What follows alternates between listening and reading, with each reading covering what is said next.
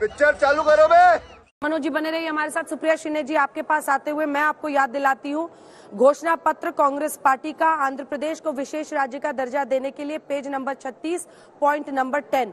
सवाल यह है कि चूंकि मोदी सरकार कर रही है इसलिए आपत्तिजनक है आंध्र प्रदेश को विशेष सहायता देना, बिहार को विशेष सहायता देना, या फिर चूंकि वो सरकार बचा रहे हैं। अब आपको जनता को कन्विंस करना है इसकी समृद्धि के लिए नहीं, कुर्सी बचाने वाला बजट है। अच्छा, और इसका मेंशन जरूर कीजिएगा जो मैंने पॉइंट बताया।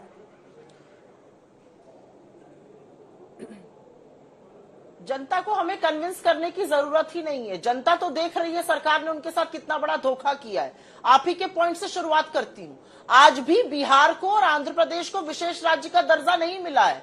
इसी मांग के साथ तो चंद्रबाबू नायडू जी अलग हुए थे, वही उनको पैसा पकड़ा दिया गया। ये 6 साल पहले भी किया जा सकता था। बिहार को लिख के कल बोला गया है सदन में, विशेष राज्य का दर्जा नहीं दिया जाएगा। ये लिखकर बोला गया है। ये कुर्सी बचाओ बजट है क्योंकि अपने घटक दलों को खुश करने की कोशिश है। जिन बैसाखियों के सहारे चल रहे हैं उनको खुश रखा जाएगा। चलिए, इसमें हमें कोई आपत्ति नहीं है, हम आगे की बात करते हैं। आपने समृद्धि वर्सेस सियासत का बजट ये बोला, किसकी समृद्धि है? मिडिल क्लास की बात कर लेते हैं। 10 शब्द बोले वित्त मंत्री ने महंगाई पर, और 10 शब्दों के बाद बजाय राहत देने के महंगाई से या कुछ मिडिल क्लास के लिए राहत लाने के, उन्होंने अगर आपका पुश्तैनी घर है उससे इंडेक्सेशन खत्म कर दिया। आपने 10 लाख का लिया था, 50 लाख का आप बेचेंगे, आप 40 लाख पर टैक्स पे करिएगा। आपके एलटीसीजी को 10% से बढ़ा के 12.5% कर दिया गया। शॉर्ट टर्म कैपिटल गेन 20% कर दिया गया। डिविडेंड पर अब आपके नया टैक्स लग गया। ये तो मिडिल क्लास के साथ धोखा हो गया। और अब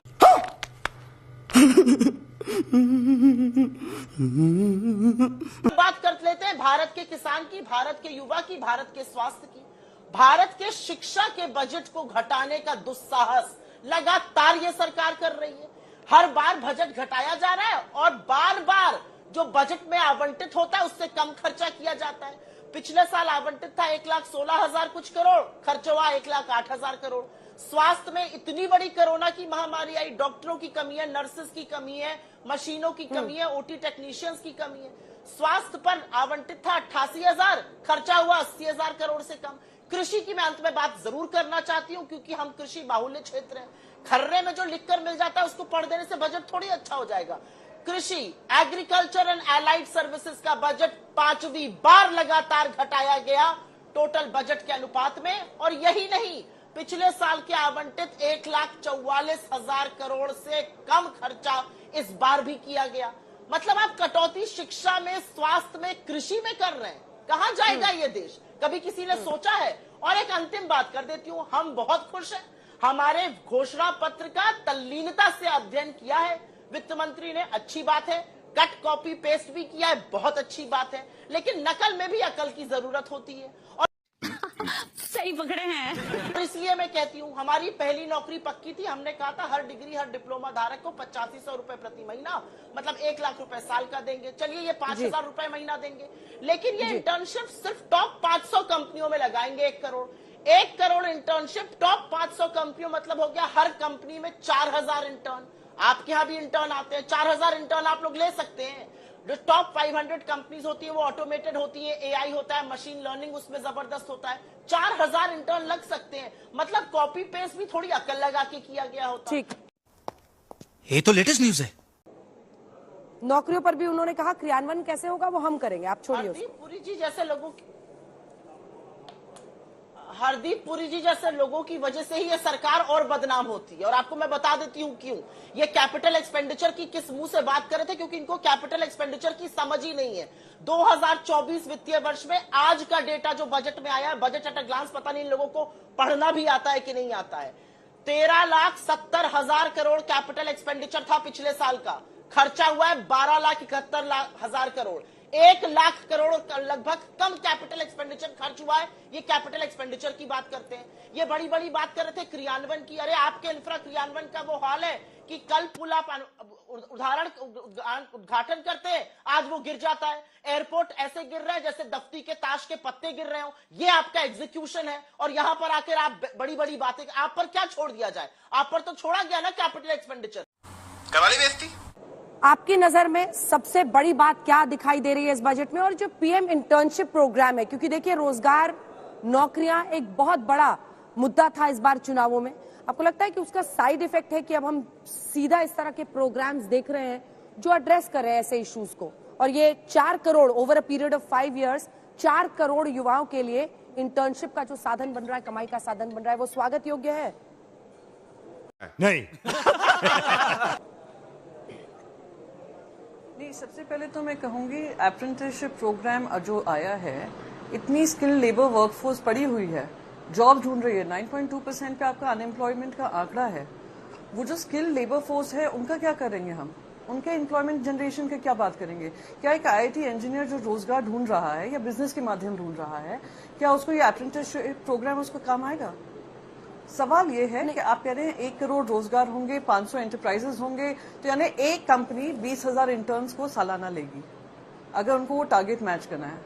कॉर्पोरेट हाउस, क्या मैं आपको, चलिए मैं तो टॉप 500 कंपनीज में इंडिया टुडे और आज तक को ही मान लेती हूँ, क्या ये टॉप 500 कंपनीज में 20,000 इंटर्न्स के आप आज तक और इंडिया टुडे या जो आपका टीवी मीडिया ग्रुप है, क्या वो ऑब्जॉर्व कर पाएगा?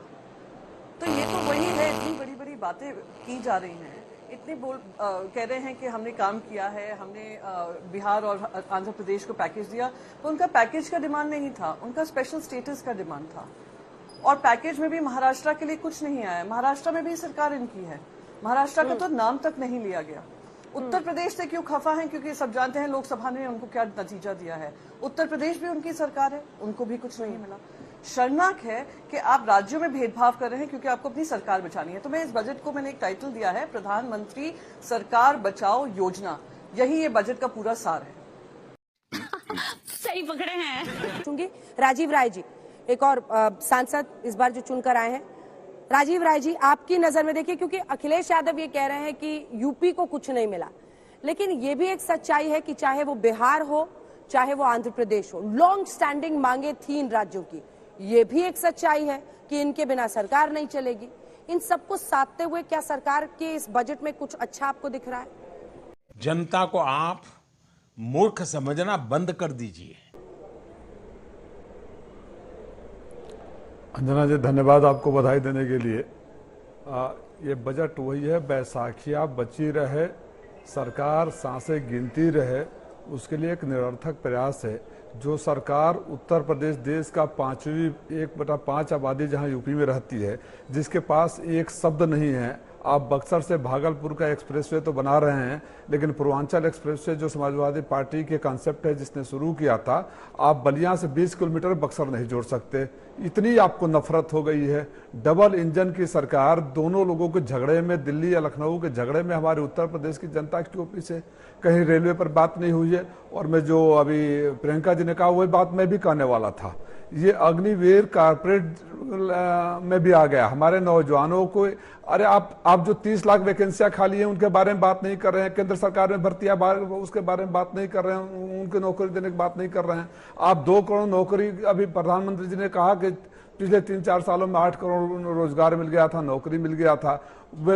स्किल्ड लेबरर का 9% से ज्यादा अनएम्प्लॉयमेंट है। आप किसको बेवकूफ बना रहे हैं? अरे बाप रे, ये तो धोती खोल रहा है। और जो लोग बिहार के बारे में खुश हो रहे हैं, आदरणीय मनोज तिवारी जी और मेरे बड़े भाई त्यागी जी को पता होगा, याद है ना, अगर आप सोच रहे हैं कि 41,000 करोड़ का मिल गया, इतने रोड बन गया, 70,000 करोड़, 80,000 करोड़, 90,000 करोड़, कितना चाहिए? 1 लाख करोड़, चलो 1,15,000 करोड़ दे दिया। क्या हुआ वो 1,15,000 करोड़ के पैकेज का?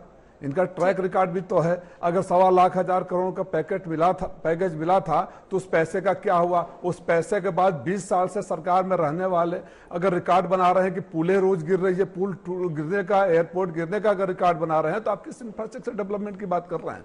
और उत्तर प्रदेश को ठगने वाले लिख कर रख लीजिए, जिन्होंने उत्तर प्रदेश को धोखा दिया है, जिन्होंने उत्तर प्रदेश के नौजवान, आप हमारे यहाँ ट्रेन हादसे में रिकॉर्ड हो रहा है, पुल गिरने का रिकॉर्ड हो रहा है, एयरपोर्ट गिरने का रिकॉर्ड हो रहा है, और आप कैपिटल इन्वेस्टमेंट इंफ्रास्ट्रक्चर डेवलपमेंट की बात कर रहे हैं। कौन सी क्वालिटी आपकी है? आप किसी पर्टिकुलर कंपनियों को ठेका दे रहे हैं। आप उन कंपनियों के लिए आपने स्कीम लेकर आई है जो आपके गॉडफादर हैं, जो आपके करते हैं।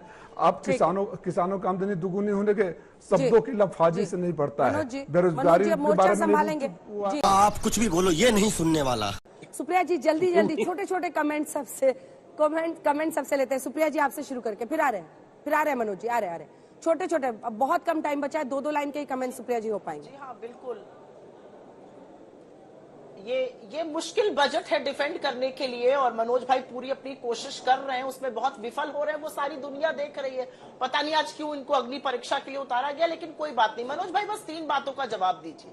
रक्षा के बजट में क्यों कटौती कर दी गई? 9.6% से घटा के 9.4% कर दिया गया। कृषि का बजट 3.25 से घटाकर 3.1 कर दिया गया। यही नहीं, आपने स्वास्थ्य का बजट घटा दिया, आपने शिक्षा का बजट घटा दिया। विकसित भारत हम कैसे बनेंगे? ये 6.5-7% की ग्रोथ से थोड़ी हम विकसित भारत बनेंगे। विकसित भारत हम तब पढ़ेंगे जब पढ़ेगा भारत और बढ़ेगा भारत, न पढ़ेगा भारत।